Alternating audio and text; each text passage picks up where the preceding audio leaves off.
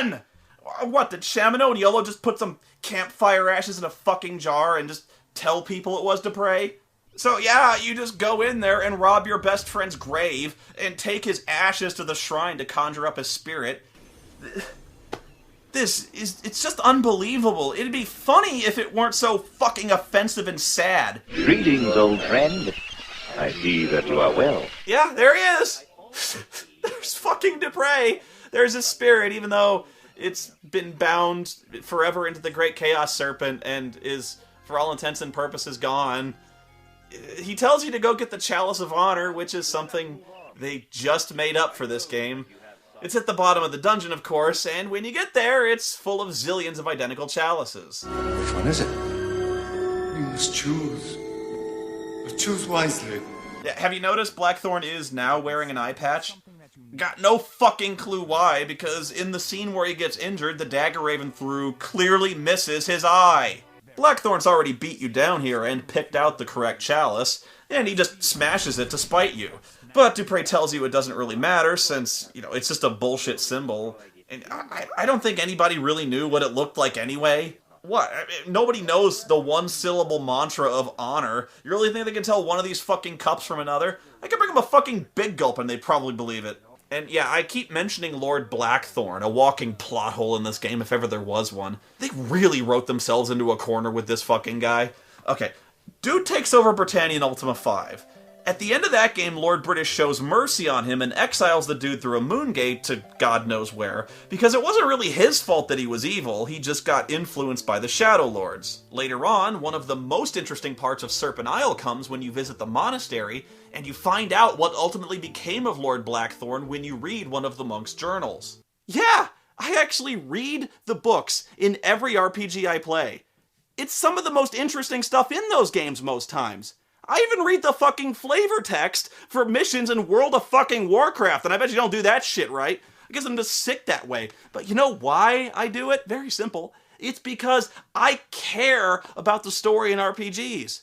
I certainly fucking cared about the story in the Ultima series, and reading the books, it's little stuff like that in Serpent Isle that give you moments of closure, that make all the time and effort and love you poured into the series all worthwhile. At least until this fucking game occurred! The book tells you that Blackthorn found peace and enlightenment at the monastery, and learned the error of his ways, and tried to seek some redemption. He learned that birth, rank, titles, power, and gold are meaningless. We're brought into this world equal, and we depart from it carrying nothing with us but our deeds, good and ill. Wow, man. Now, I guess everyone really does deserve a second chance. Even Blackthorn was able to find peace and rededicate his life to something better. Well, the mighty Avatar. Or fuck that, I guess. It's shit like this that just spits in the face of your die-hard fans. Just drags the sweaty nuts of contempt across your face and takes $20 from your fucking wallet on the way out. No pathos, no redemption, no character arc, no motivation. He's just back and he's a Weasley shit. Fuck, it really makes you appreciate the character development that was given to the guy in Ultima 5. That game was fucking brilliant! Here the guy is just completely one-dimensional. He's got exactly one note, and that's and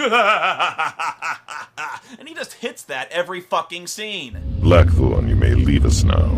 He truly is a worm, isn't he? Oh well. I still need him for a while yet. Okay, why? Why do you need him? Why do you need anyone? The Guardian is a god! You're indestructible, and apparently you're omnipotent because you control the wind and can kill anyone with a thought. And why him specifically? What can Blackthorn do that nobody else can do? I mean, I'd get it if he just wanted someone to open his mail or mop the floors, but fucking anyone can do that, and probably for less money. In fact, literally anyone else as the bad guy would have been a better fit. If he's just some anonymous flunky from the Wormguard, at least there, you're not ruining anything. Blackthorn is like the one guy who shouldn't be in this role. Because he's redeemed, he's on Serpent Isle, and if you still want him in this game, if he's actually here in Britannia, It'd have been a way more interesting character development to have your one-time arch-enemy join you and help you against the Guardian, right? I mean, with Batlin, it made total sense why the Guardian would need that guy, because back then he needed someone to serve as the public face of the Fellowship. He's a powerful sorcerer and a persuasive man, and he needed Batlin to quietly corrupt the people of Britannia into a loyal army, because he couldn't cross the dimensions by himself. He needed someone on the other side to construct the Black Gate, and he needed people to protect it from the Avatar. But now that he's here, he doesn't really need anyone to do anything for him. He's already effectively conquered the entire world. Now you have a choice. Open the portcullis and trust me, or we sit here and rot. Come on, Anaj, you know that I never lie. All right, but you'd better keep your word. On second thought, I think that I'd better leave you in there. Tell me, Avatar, what are your intended plans for the Great Dragon? Oh, I intend to serve her as best I can. You truly are a compassionate man. Glad to be of service. How about a date? I am glad you are here, Avatar. I need your help. Oh shit, I forgot this one part, yeah. This quest really put my balls in a salad shooter. You run across this asshole in a lighthouse that looks like a garden gnome, and he tells you that he needs you to find these 4 magic gemstones that go in lighthouses all over Britannia. They're these huge fucking jewels like a massive ruby, diamond, sapphire, and emerald. Because that's how lighthouses worked in medieval times, right? They ran on rubies the size of your fucking head. You have to basically search every inch of the entire world to find these fucking things, if you even manage to do it at all. They don't mention a reward when you take the quest, but it's got to be awesome, right? Lord British himself commissioned these lighthouses and these huge fucking gemstones for the safety of the realm.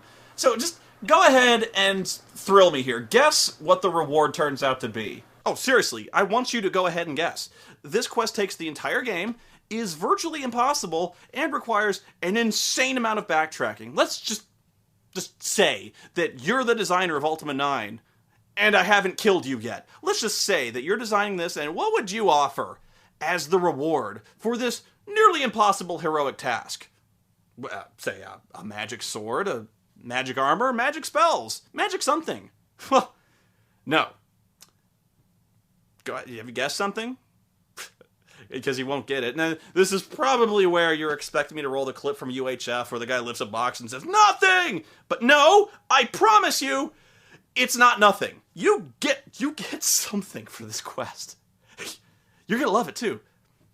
Just guess something, anything. Your reward for this task is 100 gold pieces. 100 bucks!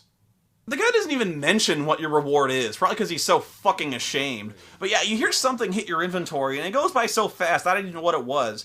I had to double check the footage to see what I got. It's 100 gold pieces.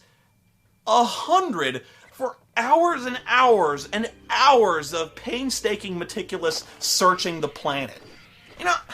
I step on fucking rats and make more than 100 gold pieces. What the fuck is 100 gold pieces to me? The cum-sucking hooker in Buccaneer's Den got my 100 gold pieces, the dirty pirate whore, and she didn't get fucked as hard for her time as I just did. You guys couldn't come up with anything?